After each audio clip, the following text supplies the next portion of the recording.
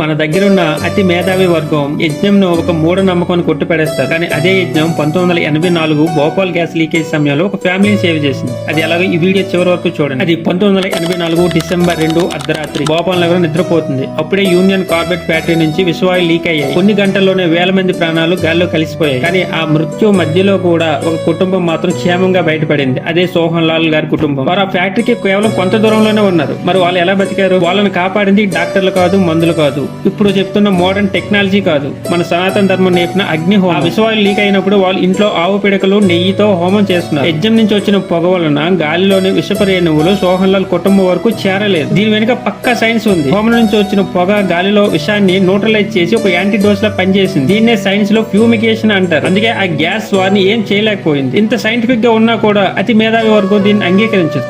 మన ఆచార్యాలు అనుకున్న సైన్స్ ని, ఆ గొప్పతనాన్ని నేటి తరాలకి అందించాలనేది నా ఈ చిన్న ప్రయత్నం.